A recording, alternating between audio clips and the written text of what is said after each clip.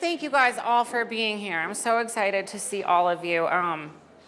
Over the last couple days, I've been thinking really hard about what do I want to talk to the Log Cabin Republicans about? What kind of knowledge do I have to share with this group? And I racked my brain. I thought about talking about the Second Amendment. I thought about all kinds of things. And then I just decided, first, I want to just give you guys a brief what's going on in Monument, because I'm a trustee in Monument. So I'll fill you in a little bit on what we're doing to keep Monument a conservative, safe haven. It's never going to be like Denver, which is important because for those of you that live in Denver, you know why. But then I kind of wanted to switch gears because we have 3 elected officials and a couple candidates here as well. So I thought that since the Log Cabin Republicans took the time to come down here, and it's a group that so many of us aren't that familiar with, I think that we could probably actually learn more from them today than I could possibly speak to them. So I kind of want to ask a couple questions of you guys that I think some of us wonder sometimes, and also ask in some areas how we might be able to help the Log Cabin Republicans as elected officials and candidates and just members of the community. So anyways, as Valdemar said, I'm a trustee in Monument. Well, maybe you didn't say that, I don't know. And trustee is the equivalent of a city council for a statutory town. We're a statutory town in Monument. So we're doing some really great things. We actually are passing a COVID-19 or any future pandemic sanctuary status ordinance, which says that not only will we not comply with any federal mandates, we won't comply with anything that's asked of us, and we won't allow our police or our resources to be used on anything like that. So obviously, while we were writing this, the Supreme Court struck down Biden's nonsense OSHA mandate. So it's a little different as we move forward, but we never really know what the Biden regime is doing off to the side. So that's why we're working on protections for our citizens, that they're not going to work and paying their taxes so that we can send our police officers to make sure if someone's had a vaccine. That's just not how we operate in Monument. It's not how we operate in America. So we're doing that, and then we are also on Tuesday finally passing our Second Amendment sanctuary ordinance. So thank you. Thank you. I'm proud of that one. I wrote that one myself, and it's a really good ordinance, and it's similar to the COVID ordinance.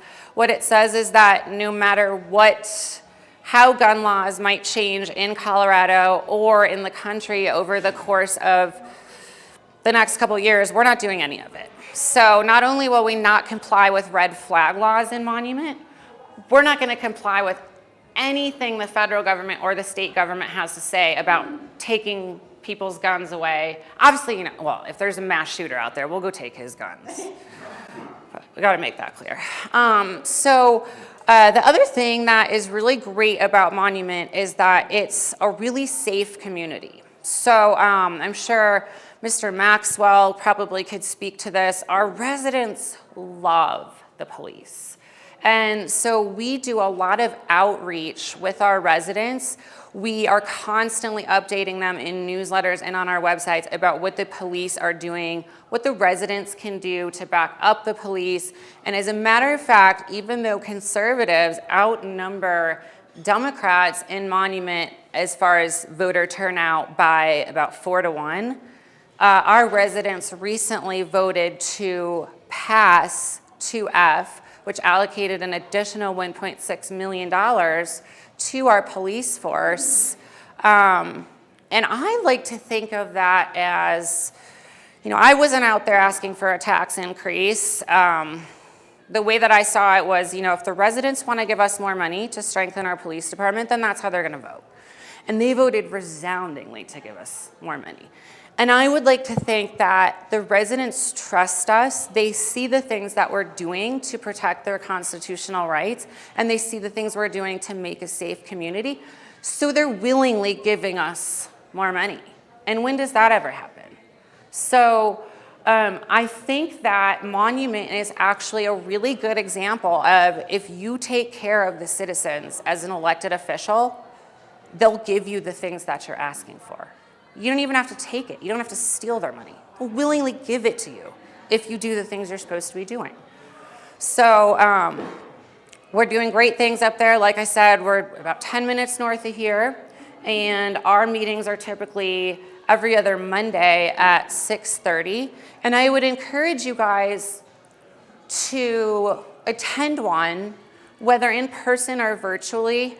One of the things we do struggle with is that we typically only hear feedback on some of these constitutional ordinances and things like that from the very vocal 11 liberals in town.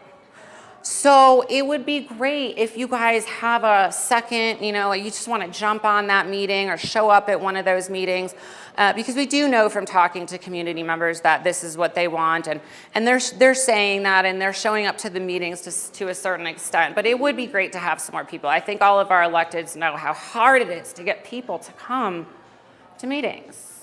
For some reason, people want to talk about the meetings after they happen, but they don't want to actually come to the meetings. So that's something that I want to focus on in Monument over the coming months of my term, is how to engage the community more, especially as we're talking about hot topic issues like warehouses being built and public safety. I think that if we take a more proactive approach, again, the citizens will realize that we're there for them, and we'll continue to operate smoothly as we have been. So anyone have any questions about Monument or... Who do you want for mayor? Good one. Our current mayor, I believe, is running for re-election. He has not declared yet. He's an excellent mayor, Mayor John Wilson. He's a great mayor. So if he runs for re-election, then I'm going to support him. If he doesn't, then you might see something crazy happen in the next couple months. So we'll see. Yeah. Thanks for asking. Any other questions about Monument or questions for me about the panel or anything like that? Yeah. What can we do to reduce the increasing costs? What can we do to reduce the cost of living that's going up? Well, that's a multifaceted question. I think the cost of living is going to continue to increase because we're not getting the right officials in elected office. So we've got supply chain issues, we've got inflation, we've got a million different things happening concurrently, and until we have more conservative representation, less high taxes, less supply chain issues, we're going to continue to see an increase in the cost of living. So what can you do? We need to get the right people elected. So lower taxes and not, like Deborah Flores said today, I think.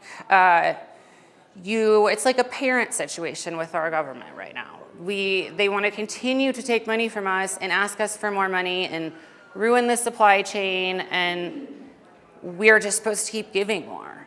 And our only choice in that matter is to get better people elected. So I think that's why we all went to the panel today, and that's why we're here in this room. So.